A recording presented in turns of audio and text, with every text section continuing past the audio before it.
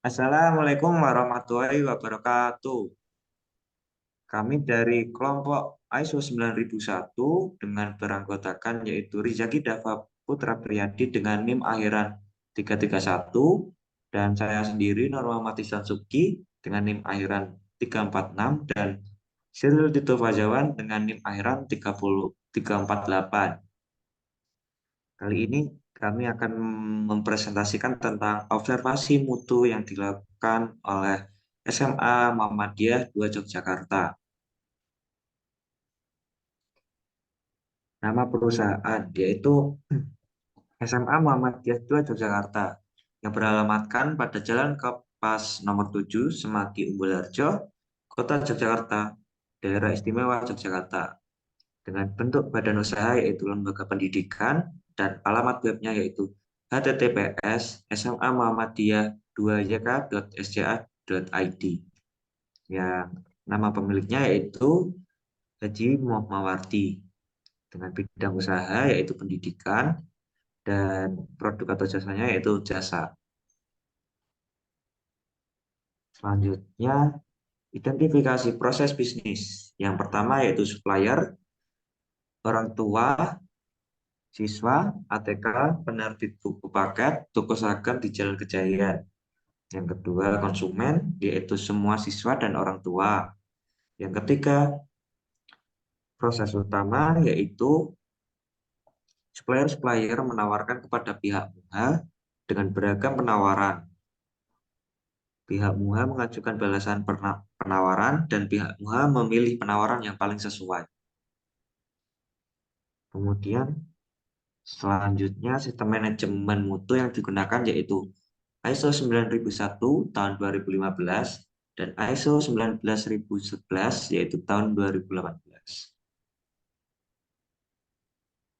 Selanjutnya tersertifikasinya mulai digunakan atau tersertifikasi sejak tahun 2015. Sebelumnya sudah berlaku sejak lama dan terus diperpanjang setiap 5 tahun sekali, dan masa berlaku terakhir yaitu tahun 2020, yang kemudian sekarang diganti dengan sertifikat SPMI dari pemerintah. Kemudian pendaftaran ISO, mendaftarkan dirinya itu mengikuti pendamping dari Surabaya, mengikuti arahan-arahan apa yang harus disiapkan. Tidak hanya memperbaiki sarana prasarana, tetapi secara dokumentasi itu semua harus disiapkan yang menjadi instrumen tuntutan ISO 2000 itu. Menyiapkan SOP, kemudian setelah itu MUHA diaudit oleh pihak eksternal yaitu TUFNOT. Waktu itu layak tetapi tetap membeli dan setiap perpanjangan yaitu membayar 45 juta. Dan menurut narasumber itu money oriented, kita harus melabelkan sekolah, tetapi pihak yang mengeluarkan ISO juga menjadikan seperti bisnis. Sekolah-sekolah diaudit dengan pekerjaan yang banyak, tetapi pihak MUHA tetap harus membayar. Berbeda dengan SPMI sekarang ini, kalau memang sekolah MUHA layak baru dapat sertifikasi dan itu dari pemerintah.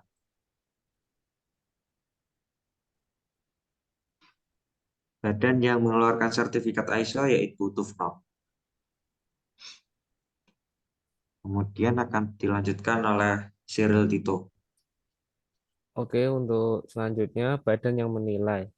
Eh, Nama badan atau organisasi yang mensertifikasi yaitu TUFNOT, dan dengan sekarang pihak MUHA menggunakan SPMI yang itu dari pemerintah. Untuk dokumen mutunya, dokumen-dokumen yang ada, pihak MUHA benar-benar menggunakan alur yang ada di TUFNOT tersebut. Jadi pihak MUHA selalu menyiapkan pos atau prosedur operasional standar. Dengan adanya ISO, pihak MUHA mengambil sisi pentingnya. Sekarang ini tanpa adanya ISO, pihak MUHA juga menggunakan pos, umpamanya di bidang akademik, pihak MUHA membuat pos prosedur belajar mengajar. Di dalam pos PBM itu nanti diturunkan menjadi IKA atau instruksi khusus sebagai guru kelas, wali kelas, dan guru piket. Untuk sertifikatnya sendiri, bukti sertifikatnya hanya ISO 9001 2015 Quality Management System based on Audit Standar ISO 19011 2018 yang berakhir di tahun 2020 dan tidak diperpanjang lagi karena sekarang menggunakan SBMI dari pemerintah. Untuk prinsip PDCA-nya, plan misalnya rekrutmen siswa, rencananya di rekrutmen kesiswaan. Do pertama membuat tim, kemudian yang kedua yaitu membuat program kerja untuk penerimaan peserta didik baru. Kemudian ada rapat koordinasi. Untuk ceknya itu mengecek segala persiapannya seperti perlengkapannya dicek. Actionnya melaksanakan sesuai alur dalam SOP atau POS itu yang ada di rencana tadi. Pengorganisasian sistem manajemen mutu. Pengorganisasian sistem manajemen mutu di dalam perusahaan adakah jenjang atau hierarkinya, yaitu mengorganisasikannya dengan pos yang ada.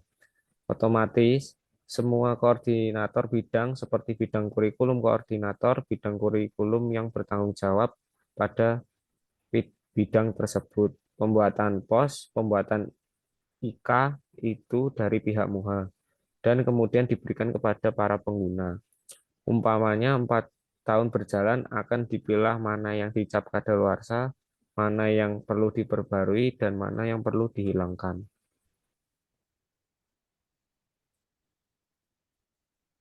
Eh, Pengawasan dan penilaian. Bentuk pengawasan internal yang dilakukan kapan organisasi atau perusahaan secara internal melakukan penilaian audit mutu internal dilakukan setiap semester. Kemudian nanti di akhir tahun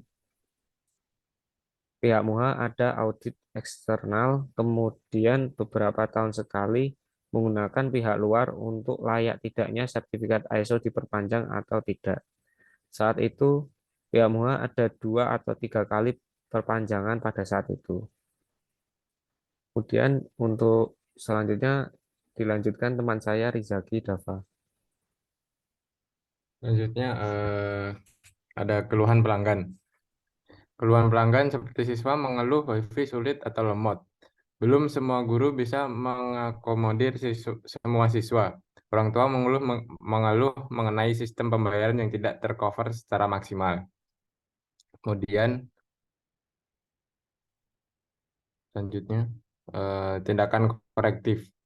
Sekolah memberikan kesempatan untuk perbaikan, umpamanya sistem keuangan yang perbaikan keuangan. Tindakan korektif pada guru yang belum menyiapkan perangkat pembelajaran, ya diberi waktu 1 minggu. Setelah diaudit, guru tersebut diberi kesempatan untuk melakukan tindakan perbaikan. Setiap perbaikan ada nada audit lagi. Akan ada nada audit lagi. Kemudian tindakan pencegahan.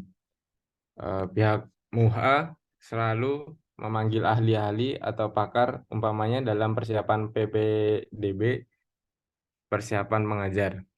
Kemudian pembangunan fisik bangunan gedung juga berusaha memilih vendor yang paling sesuai dengan tentunya supaya tidak terjadi pembelokan dana. Penjagaannya pihak MUHA melibatkan PDM, PWM, dan instansi di atas pihak MUHA. Kemudian manfaat yang didapatkan tanpa menggunakan ISO yang tersertifikasi pun dengan sekarang pihak MUHA merujuk pada sistem penjaminan mutu internal dari SPMI. Pihak MUHA sudah terbiasa terpola seperti misal rapat awal KBM membuat perangkat nantinya akan diaudit dengan masing-masing guru senior yang akan supervisi perangkat, supervisi pelaksanaan pembelajaran, supervisi penilaian yang dilakukan sampai analisis butir soal yang dibuat dan analisis hasil belajar siswa. Selanjutnya,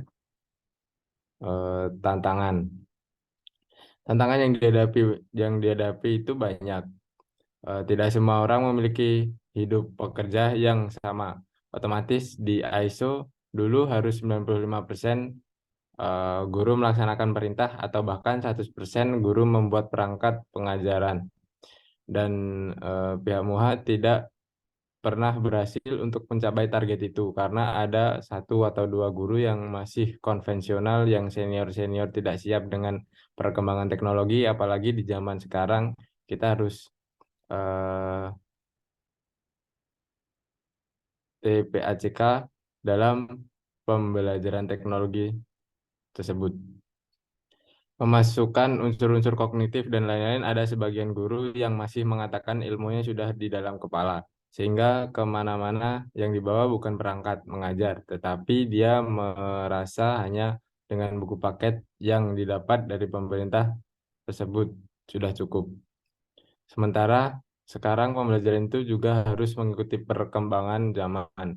Bahkan ada di Al-Quran, diatur didiklah putra-putrimu sesuai dengan zamannya. Nah, itu yang menjadi tantangan bagi pihak MUHA karena tidak semua siap dengan seperti itu. Otomatis otomatis kalau itu di audit atau di supervisi, kita juga masih ada sistem penjaminan mutu. Ada akreditas sekolah yang 4 tahun sekali. Jika ditemukan seperti guru tidak membuat perangkat dan ada guru yang tidak mengolah penilaian, itu termasuk satu temuan. Otomatis membuat nilai kita maksimal. Mungkin hanya itu yang bisa kami sampaikan dari presentasi kami. Kurang lebihnya mohon maaf. Wassalamualaikum warahmatullahi wabarakatuh. Waalaikumsalam. Warahmatullahi wabarakatuh.